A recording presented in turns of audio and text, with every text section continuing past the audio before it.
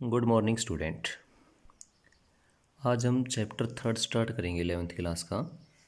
Interior of the earth, पृथ्वी की आंतरिक संरचना, यानी कि हमारी जो पृथ्वी है वो अंदर से कैसे बनी हुई है। हमारी पृथ्वी के अंदर इस तरह के स्ट्रक्चर है, उसकी बनावट कैसी है, जो डिफरेंट रॉक्स हैं वो कैसे बनी हुई हैं, कैसी कैसी रॉक्स यहाँ पर पाई जाती हैं, इसकी लेयर हैं वो किस तरह से बटी हुई हैं, ये हम डिस्कस करेंगे आज इंटीरियर ऑफ द अर्थ। आपने छोटी क्लास में पढ़ा होगा 7th 6 वगैरह में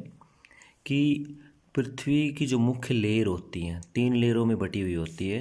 सबसे ऊपर की जो लेयर होती है उसको हम बोलते हैं क्रस्ट, फिर मेंटल, फिर कोर। तो क्रस्ट, मेंटल और कोर ये हमें कैसे पता चला, किस आधार पर हमने इसकी खोज की, ठीक है, कौन कौन से रिसर्च या साइंटिस्ट ने इसके ऊपर खोज की है, जोग्राफर जो होते हैं, जियोमॉर्फोलॉजिस्ट जो होते हैं, भूगर्भ साइंटिस्ट होते हैं, वो किस तरह से इसको एक्सप्लेन। तो इंटीरियर यानी कि हमारी पृथ्वी का जो आंतरिक है वो कैसे बना हुआ है, कि वो एक बॉल की तरह है, एक टेनिस बॉल की तरह है, बीच में से वो खाली है या अलग अलग लेयर में बटी हुई है, उसके बारे में हम डिस्कस करेंगे। और डिस्कस करने से पहले सबसे इम्पोर्टेंट चीज़ समझनी ये है कि ये जो चीज़ें हम बता रहे हैं क्रस्ट, मेंटल और कोर, ये हम कैसे कह सकते हैं कि ये 3 पार्ट हैं, ये इसमें डेंसिटी इतना रहता है, इसमें टेम्परेचर इतना रहता है, इसमें भाई कोर में इस तरह का प्रेशर रहता है। कौन से ऐसे सोर्स हैं जिसके आधार पर हमें पृथ्वी का जो इंटीरियर है यानी कि पृथ्वी का जो आंतरिक हिस्सा है उसके बारे में जानकारी प्राप्त होती है। तो सबसे इम्पोर्टेंट चीज़ दे रखी है source of information about the interior, कि हमारे पास कौन कौन से ऐसे सोर्स हैं, कौन कौन से ऐसे स्रोत हैं जिसके आधार पर हम पृथ्वी के इंटीरियर के बारे में पता कर सकते हैं। तो हमारे पास 2 सोर्स होते हैं, एक तो है डायरेक्ट और एक दे रखा है इनडायरेक्ट। ठीक है, तो डायरेक्ट सोर्स कौन कौन से हैं?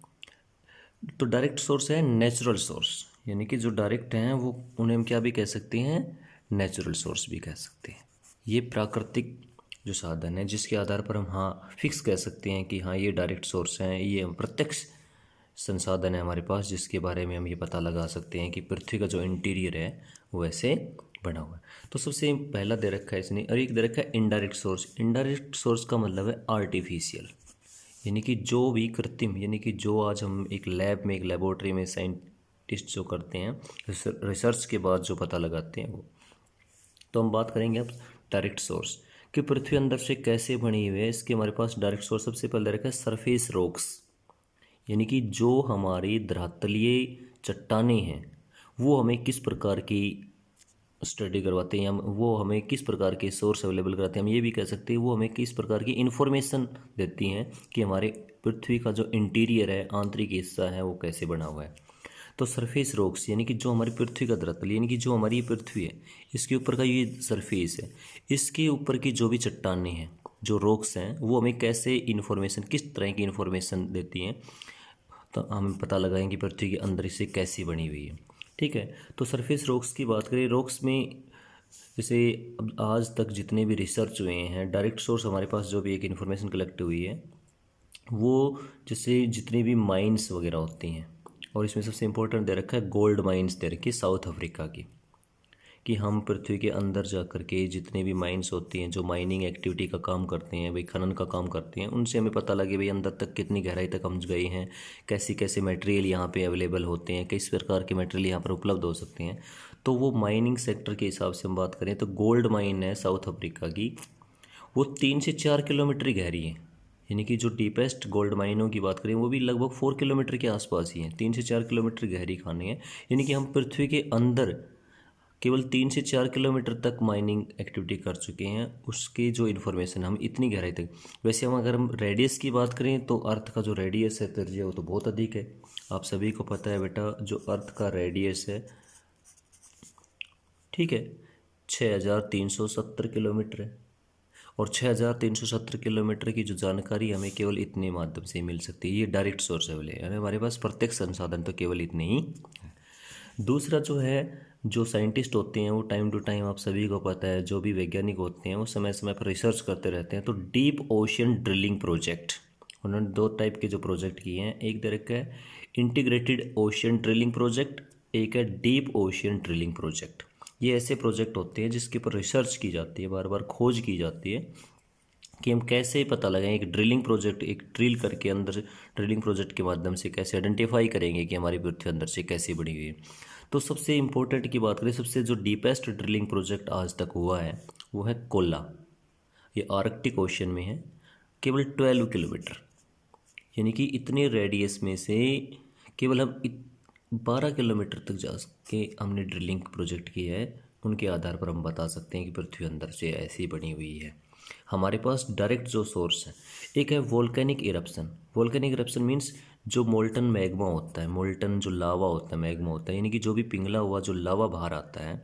उसकी लेबोरेटरी में टेस्टिंग करने के बाद में, लैब वगैरह में रिसर्च करने के बाद जो जियोमॉर्फोलॉजिस्ट जो होते हैं या भूगर्भ शास्त्री वगैरह होते हैं, वो उनकी रिसर्च करके बताते हैं कि ये मैग्मा है, यहाँ पर इस टाइप की रॉक्स अवेलेबल है, इस टाइप की वहाँ पर मेटल्स, नॉन मेटल जो भी मिनरल्स यहाँ अवेलेबल है, उनकी एक प्रकार से रिसर्च खोज करने के बाद बताते हैं कि वोल्केनिक इरप्शन से भी हमें ये मिल सकता है। तो ये एक तो सरफेस रॉक्स मीन्स की जो भी रॉक्स चट्टानें हैं उनके आधार पर, एक जो ड्रिलिंग प्रोजेक्ट वगैरह होते हैं उनके आधार पर, एक वोल्केनिक इरप्शन, ये तीन हमारे पास डायरेक्ट सोर्स है, नेचुरल या प्राकृतिक संसाधन है, प्रत्यक्ष संसाधन है, जिनके आधार पर हम ये बता सकते हैं कि हमारी पृथ्वी अंदर से ऐसी बनी हुई है।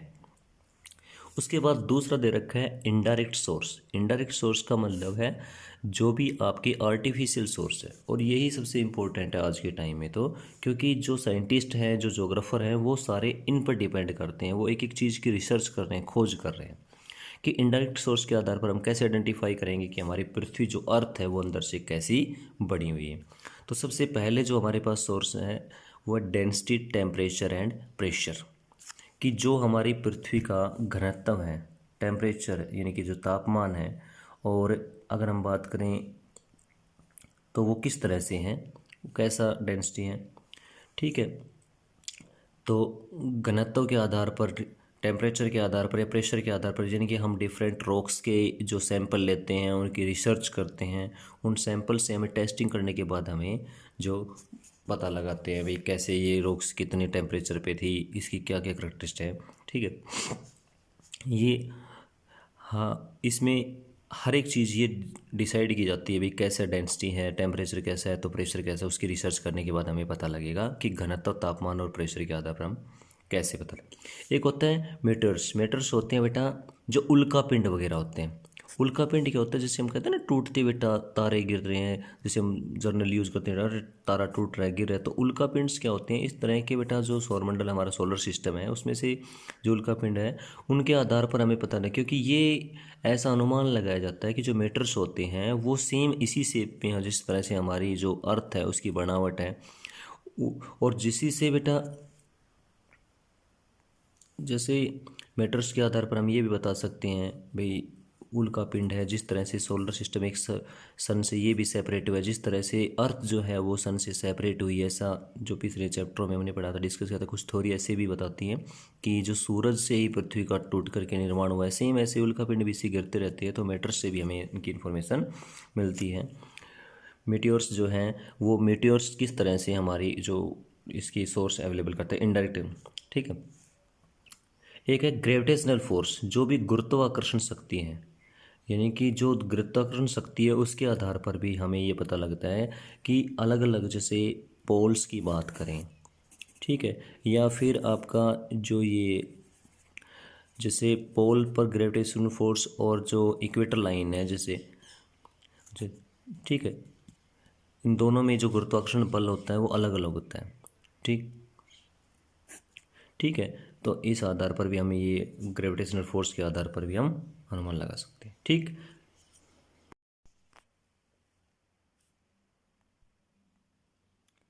उसके बाद जो तीसरा पॉइंट दे रखा है मैग्नेटिक, यानी कि जो चुंबकीय जो पार्ट होता है।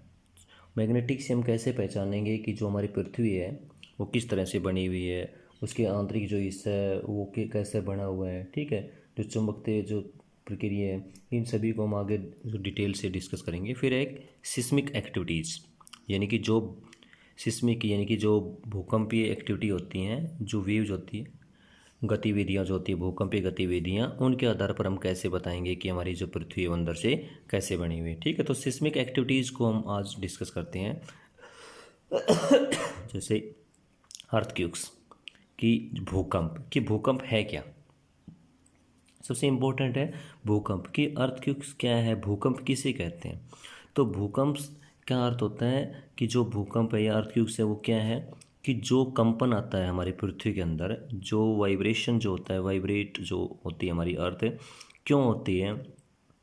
क्योंकि वो नॉन यूनिफॉर्म बॉडी है। हमारी जो अर्थ है वो नॉन यूनिफॉर्म बॉडी का मतलब वो सभी जगह इक्वल नहीं है, एक जैसे नहीं है, तो उसमें जो मूवमेंट होता है वो चलता रहता है। और इसमें सबसे इम्पोर्टेंट चीज़ क्या है, टेक्टोनिक प्लेट